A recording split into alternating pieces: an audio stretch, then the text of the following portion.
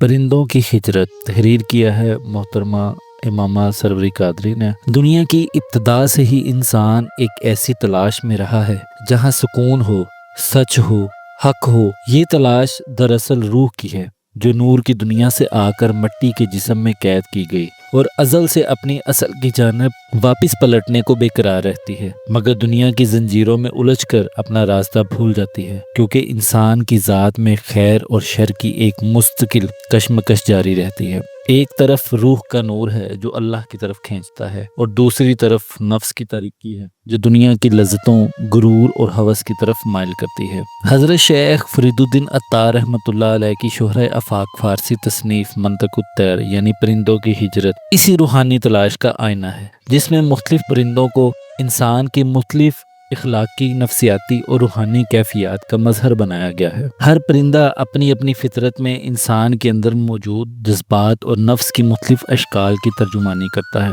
اس کتاب میں مختلف پرندے یہ طے کرتے ہیں کہ وہ اپنے سے برتر پرندے یعنی سیمرغ کو اپنا بادشاہ بنائیں گے، اور پھر تمام پرندے ہدہد کی رہنمائی میں اس کی تلاش میں نکل جاتے ہیں۔ ہر کوئی اپنی اپنی ہمت، لگن اور کوشش سے اس سفر سے گزرتا ہے، لیکن کچھ پرندے ابتدا میں ہی دشوار راستوں کا سن کر اپنی اپنی مجبوریوں کا عذر پیش کرنے لگتے ہیں اور راہ فرار اختیار کرنے کی کوشش کرتے ہیں۔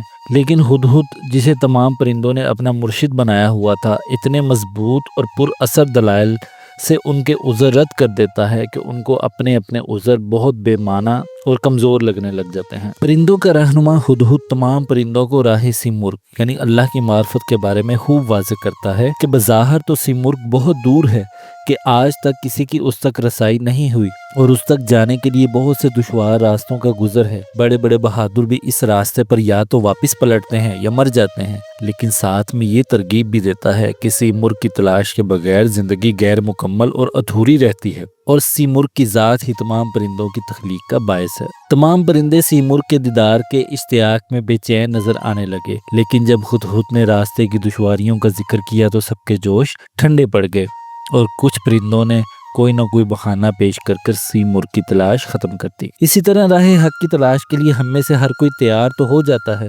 لیکن راہ میں ذرا سی مصیبت درپیش آتی ہے تو سارے دعوے ریت کے ٹیلے نظر آتے ہیں۔ اگر انسان کا عشق، لگن اور جد و جہد سچی ہو تو مرشد کی رہنمائی ہمہ وقت ساتھ ہوتی ہے، جو طالب حق کو دشوار گزار راستوں سے نکال کر اللہ کا بندہ بنا دیتی ہے۔ انسان کے لیے اللہ کے دیدار اور اس کی طلب کے علاوہ ہر چیز بیکار ہے۔ انسان جگہ جگہ سکون تلاش کرتا ہے، لیکن حقیقی سکون جس میں ہے اس کی تلاش میں نہیں نکلتا، اور اگر نکل بھی جائے تو دنیا داری کی ذمہ داریوں کا عذر پیش کر کے اس راہ سے کنارہ کر لیتا ہے۔ انسانوں کے اندر بھی پرندوں کی فطرت کا کوئی نہ کوئی عنصر موجود ہے جو ان کو راہ حق پر چلنے سے روکتا ہے۔ لہٰذا جب ہدہد نے سیمرغ کی تلاش اور راستے کا ذکر کیا تو بہت سے پرندوں نے عذر پیش کیا۔ ان میں سے پہلا ہے بلبل۔ بلبل ایسا پرندہ ہے جس کی آواز شیریں، مزاج نازک اور دل محو جمال ہے، لیکن وہ راہ حق میں شامل ہونے سے انکار کرتے ہوئے کہتی ہے، میں گلاب کی محبت میں قید ہوں۔ اس کی خوشبو، اس کی لطافت، اس کے رنگ نے مجھے ایسا دیوانہ بنا دیا ہے کہ میں کسی اور طرف دیکھ ہی نہیں سکتی۔ بلبل کا دل صرف گلاب کے جلووں میں لگتا ہے اور وہ اسی میں وفا تلاش کرتی ہے اور اس کی عاشق ہے، لیکن جواب میں ہدہد نے دلیل دی، اے بلبل، تو جس گلاب پر فریفتہ ہے وہ کل مرجھا جائے گا۔ گلاب کی خوشبو عارضی ہے اور تیرا عشق ایک نازک دھاگے سے بندھا ہوا ہے۔ جسے تو عشق سمجھ بیٹھی ہے وہ حسن کا ایک لمحاتی دھوکہ ہے۔ سیمرغ کا جمال اس گلاب سے بڑھ کر ہے جو تجھے دکھائی دیتا ہے۔ تو اگر سچ میں عشق کی پیاسی ہے تو عارضی رنگوں خوشبو سے نکل اور اصل جمال کی تلاش کر، اور ایسی ذات سے عشق کر جو لازوال ہے، تاکہ تیرا عشق بھی لازوال رہے۔ اگر ہم سب غور کریں تو ہم انسانوں کو بھی فطری طور پر اپنے والدین، بہن بھائی، اولاد اور دیگر رشتہ داروں غرض ہر فانی محبت سے لگاؤ ہے، اور ان فانی محبتوں کے لیے ہم ہر طرح کی جد و جہد کرتے ہیں کہ کہیں کوئی ہم سے ناراض نہ ہو جائے، کسی کا ہم سے تعلق نہ ٹوٹ جائے، کیونکہ اگر ایسا ہوا تو ہم اکیلے رہ جائیں گے۔ لیکن ہم انسان بھول جاتے ہیں کہ اصل رشتہ انسان اور اللہ کا ہے، جو ازل سے ہے اور اب تک رہے گا۔ اس کے ہوتے ہوئے کوئی بھی تنہا نہیں رہتا۔ اگر ہم میں سے کوئی راہ حق کی جستجو کرتا ہے تو اپنے گھر والوں کی باری آتی ہے تو بلبل کی طرح عذر پیش کر کے اس راہ سے دور ہو جاتے ہیں۔ ہم بھول جاتے ہیں کہ باطن ہی وہ راہ ہے جو انسان کو خود شناسی کی راہ پر لے جائے، نہ کہ وہ جو صرف ظاہری حسن میں کھو جائے۔ بلبل کی داستان ہمیں بتاتی ہے کہ عشق اگر صرف دیکھنے، سننے یا محسوس کرنے کا نام ہے تو وہ بے مقصد ہوتا ہے، لیکن اگر عشق ایک راہ ہو خود شناسی تک پہنچانے والی تو یہ روحانی پاکیزگی اور معرفت کا باعث بنتی ہے۔ طوطا ایک ایسا پرندہ ہے جو بظاہر خوبصورت، ذہین اور گفتگو کا ماہر ہے، مگر حقیقت میں وہ روحانی گہرائی سے محروم ہے۔ جب ہدہد نے طوطے کو سیمرغ کی تلاش کے سفر کا کہا تو طوطے نے بڑی خود اعتمادی اور فخر سے عذر پیش کیا، میں تو حضرت خضر کی مانند ہوں، میرا راستہ الگ ہے، مجھے کسی رہنما کی ضرورت نہیں۔ ہدہد نے طوطے کو جواب دیا، اگر تو خضر ہوتا تو پنجرے میں کیوں ہوتا؟ حضرت خضر کو راہ دکھانے کا حکم ہے، تو خود راہ چھوڑ کر بہانہ بنا رہا ہے۔ خضر کا سفر اللہ کی طرف ہے، تیرا سفر پنجرے میں رکنے کا۔ اگر غور کیا جائے تو طوطا حضرت خضر علیہ السلام جیسا صرف اس لیے بننا چاہتا ہے تاکہ سفر حق سے بچ سکے۔ وہ اپنے قید خانے کو علم کا مقام سمجھتا ہے اور اپنی کم فہمی کو بصیرت کا نام دیتا ہے۔ یہ طوطا دراصل اس انسان کی تمثیل ہے جو چند کتابیں پڑھ کر، چند الفاظ یاد کر کے اور چند جوشیلے جملے بول کر یہ سمجھ بیٹھتا ہے کہ اب وہ کسی اور کے مشورے کا محتاج نہیں۔ وہ خود کو عارف، دانشور یا رہبر سمجھنے لگتا ہے، حالانکہ اس کی حقیقت صرف یہ ہے کہ وہ ابھی تک سنہری پنجرے سے نکلنے کے لیے تیار نہیں۔ وہ قید میں رہ کر آزادی کے دعوے کرتا ہے، جبکہ ظاہری رنگ و روپ، علمی القابات اور خود ساختہ فہم کے ہول میں بند ہو چکا ہوتا ہے۔ طوطے کا یہ تکبر اور خود پسندی دراصل ہمارے معاشرے کی ایک بہت بڑی حقیقت کو آئینہ دکھاتا ہے۔ لوگ مذہب، تصوف یا دنیاوی علم کو صرف اس لیے اپناتے ہیں تاکہ دوسروں پر برتری جتائی جا سکے، نہ کہ خود کو بہتر بنانے کے لیے۔ وہ دین کو زینت بناتے ہیں، زیادہ راہ نہیں۔ وہ اللہ کی راہ کی بجائے اپنی شخصیت کی نمائش کو راہ نجات سمجھ بیٹھتے ہیں۔ مختصر یہ کہ جس طرح طوطا علم کا متلاشی نہیں، علم کا مدعی ہے، وہ سفر سے بچنے کے لیے خود کو خضر کا ہم رتبہ ظاہر کرتا ہے، اسی طرح انسان جب روحانی سفر سے انکار کرتا ہے تو وہ باطنی قید میں پھنسا رہتا ہے، چاہے دنیا میں کیسا بھی مقام رکھتا ہو۔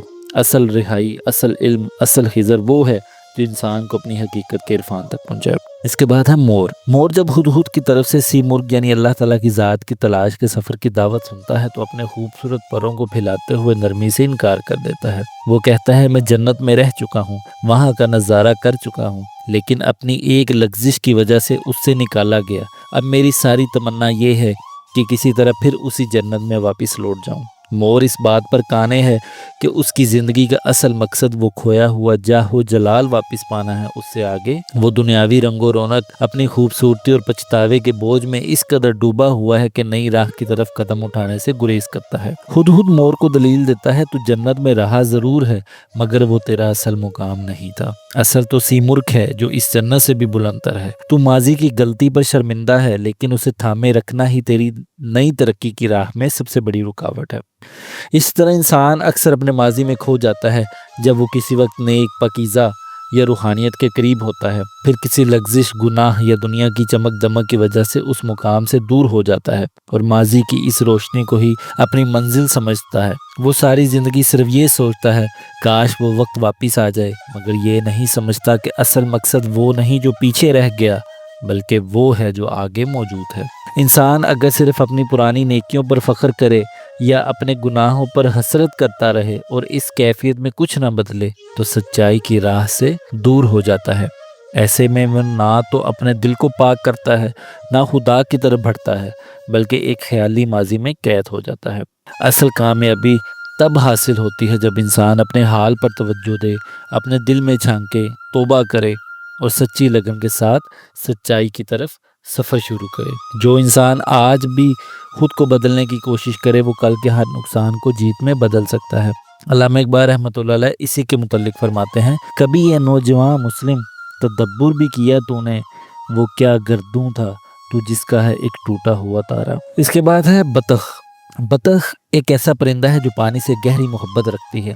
وہ ہمیشہ جھیل، ندی یا دلدل کے گرد بسیرا کرتی ہے اور اسے اپنے سکون، طہارت اور نجات کا ذریعہ سمجھتی ہے۔ جب ہدہد اسے سیمرغ کے سفر کی دعوت دیتا ہے تو بطخ جواب دیتی ہے، میں تو ہمیشہ پانی میں رہتی ہوں، پانی مجھے پاک کرتا ہے، میری فطرت ہی صفائی اور پاکیزگی سے جڑی ہے، مجھے اس سفر کی ضرورت نہیں کیونکہ میں پہلے ہی پاک ہوں۔ ہدہد نرمی اور حکمت سے اسے سمجھاتا ہے پانی صرف ظاہری گندگی کو دھو سکتا ہے، لیکن دل کی میل، غرور اور نفس کا زنگ صرف سچے عشق اور تلاش حق سے ہی دور ہوتا ہے۔ اگر تو اپنے آپ کو مکمل سمجھ کر بیٹھ جائے گی تو کبھی حقیقت کے سمندر میں غوطہ زر نہیں ہو سکے گی۔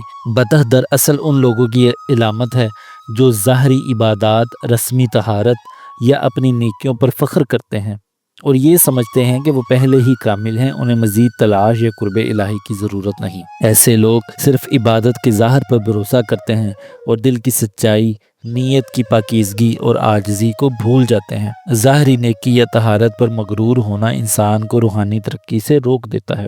اصل صفائی تو دل کی صفائی ہے اور وہ طلب، لگن، ہمت اور اس کے بعد مرشد کامل اکمل سے بیعت ہونے کے بعد ان کی تعلیمات پر عمل کرنے سے ملتی ہے۔